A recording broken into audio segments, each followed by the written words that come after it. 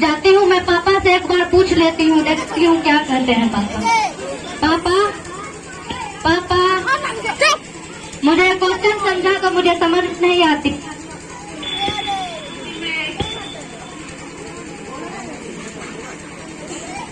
Ma'am ने नहीं समझाया क्या? समझाई पर समझ में मुझे नहीं आती है ये क्वेश्चन, आप समझा दो एक बार प्लीज। पापा एक बार समझा दो मुझे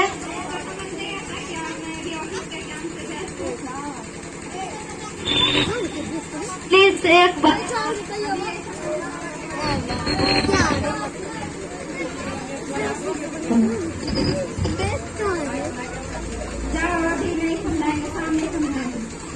पापा तो ऑफिस के काम में बिजी रहते हैं, फोन चलाते रहते हैं। मम्मी दिल्ली वाली लंदन वाली सेठी से सेटिंग करते रहती है, तो मैं क्या करूं? मुझ पे तो कोई ध्यान नहीं है, पढ़ाई लिखाई का, ना मम्मी को ना पापा को। तो मैं क्या कर सकती हूँ? मैं भी जाती हूँ फोन चलाऊंगी। कोई भी सवाल पूछती हूँ तो मम्मी पापा भी नहीं बताते, तो जाती हूँ मैं भी फोन चलाऊंगी। जब तक मैम आ जाती तब तक फोन चलाती।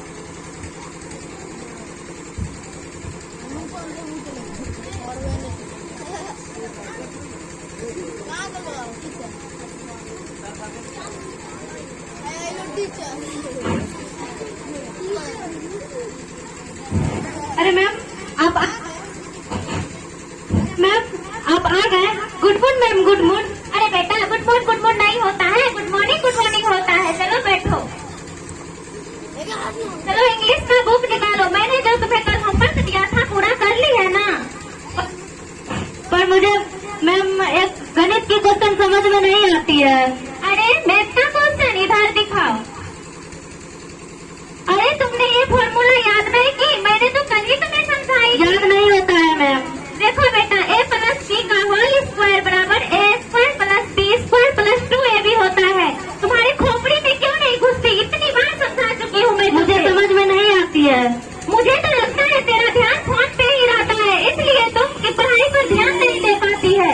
देखो फिर से मैं समझाती हूँ, तुम रिपीट करना। a प्लस b का होल स्क्वायर बराबर a square plus b square plus 2ab होता है। ये फॉर्मूला तुम याद करेगी, आंसर निकल जाएगा तुम्हारा।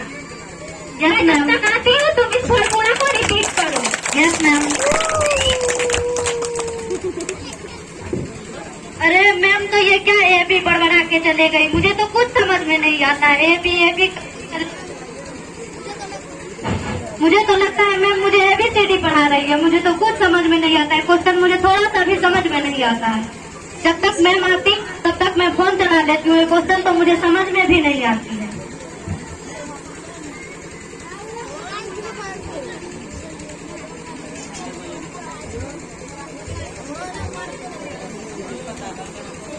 अरे ये किसका मैसेज आया?